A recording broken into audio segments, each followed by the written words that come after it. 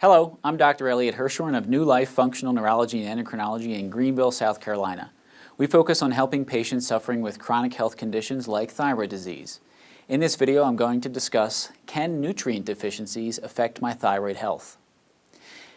Did you know thyroid disease can have many different causes? In fact, there are so many different possibilities because of the fact that normal thyroid physiology is a very complicated process. That means that if anything anywhere in the chain goes bad, then the whole process becomes dysfunctional and you end up with hypothyroidism and all of its symptoms like weight gain, insomnia, fatigue, hair loss, cramping, and brain fog, just to name a few. One significant piece of normal thyroid physiology is having sufficient minerals and cofactors to drive the metabolic steps. In fact, missing one or more of these key components is very common.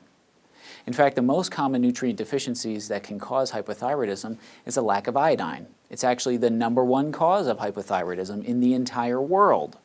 But before you rush out and buy some iodine supplements, let me warn you that although it's the most common cause of hypothyroidism in the world, it is not the most common cause in the United States. In the United States, our salt supply has been iodized to prevent this problem. In fact, if you go to McDonald's and you eat a box of French fries, you'll probably have enough iodine to last a lifetime. For most people with hypothyroidism in the U.S., the cause is not an iodine deficiency, but actually an autoimmune disease. And if you take iodine with an autoimmune thyroid, it can actually make your situation much, much worse. Deficiencies of iodine and also of an amino acid called tyrosine can impair the thyroid gland's ability to actually make thyroid hormone. The reason is because both iodine and tyrosine make up part of the chemical structure of both types of thyroid hormone. In the thyroid gland, when it gets TSH from the pituitary, a machine called thyroid peroxidase enzyme, or TPO, takes a backbone called thyroglobulin, or TG, and it attaches it to tyrosine and either 3 or 4 iodine atoms. If there are 4 iodines attached, you get T4. If there are 3, you get T3. T4, while very important for other reasons, really doesn't do anything to stimulate your cell's metabolism. It's the T3 that does all the work. Unfortunately, the way it's designed, however, 93% of all the thyroid hormone coming out of your thyroid gland itself is actually T4, and only 7% is T3. So there has to be a conversion process somewhere else in the body to change all of that T4 into usable T3. Of course, there is in fact such a place. Most of it actually happens in your liver and in your gut. The process of conversion requires other cofactors and nutrients, and when these other components are low, this conversion process can be slowed down, creating low T3, which is going to result in hypothyroidism and all of its associated symptoms. The process of conversion of T4 into T3 in the gut and in the liver relies on certain nutrient cofactors that include things like zinc and selenium and copper, magnesium, niacin, riboflavin, and vitamin B6. These nutrients aid the machine that literally chops off one of the iodines to go from T4 to T3. When this happens, there's more T3 available to activate your metabolism of all of your cells. It's this activation of your cells by T3 thyroid hormone that keeps these cells healthy and functioning properly. When activation does not happen enough, metabolism drops off, and in the case of a hair cell, for example, lowered metabolism would mean that the hair would fall out.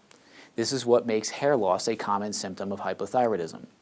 You can apply this same principle to any cell in your body because they all need thyroid hormone in order to survive. For another example, if it's a brain cell that's not being activated, then you might end up with symptoms like brain fog. Finally, I want to talk about how deficiency of vitamin A can impact the very end of thyroid metabolism. Let's say that all the prior steps of making thyroid hormone and converting are working very well. The thyroid hormone gets into the blood and goes to a cell.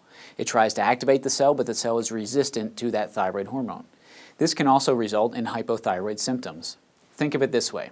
Let's say thyroid hormone is a key. On all of your cells is a lock that only that thyroid hormone can open. When the key opens the lock, the metabolism of your cell runs normally. When it doesn't open the lock as much, your metabolism goes down and you end up with hypothyroid-like symptoms. So for this situation, let's say thyroid hormone, the key, makes it to the cell, the key goes into the lock, but it won't turn. Vitamin A is necessary to lubricate that lock, so to speak, so if there's not enough vitamin A, then the lock does not turn. No opening of the lock, no driving of metabolism, you end up with hypothyroid symptoms. Another vitamin that is commonly deficient in many chronic diseases, not just hypothyroidism, is vitamin D. Vitamin D has its hand in many different metabolic processes. Research has shown that in particular, sufficient vitamin D is necessary to properly regulate your immune system. When low vitamin D occurs, dysregulation of your immune system can occur, including autoimmune disease. As I mentioned earlier, autoimmune disease is the #1 cause of hypothyroidism in the U.S. In my clinical experience, almost every time I see a patient with an autoimmune disease, there is a corresponding deficiency in vitamin D. Proper supplementation with a physician-grade vitamin is one key aspect to successfully supporting proper immune function. As you can see, nutrient deficiencies all by themselves can really wreak havoc on proper function of your thyroid metabolism. So it's critically important to make sure that you're getting enough of these nutrients. The best place to get them, of course, is from your food, but sometimes supplementation with quality nutraceuticals is also necessary. No matter the source of your nutrients, it's also vitally important to make sure that your gut is able to properly digest and absorb the nutrients. All too often I see patients that are eating healthy and taking nutrition, but their gut function is so poor, they're not actually digesting the food because of a lack of proper acid or enzyme levels, or they're not absorbing well because of leaky gut or medication interactions. If you have thyroid symptoms and you want to know if you are nutrient deficient and how I can help you, contact my office today at the number below to schedule a consultation to see if you qualify for care. Thank you and have a great day.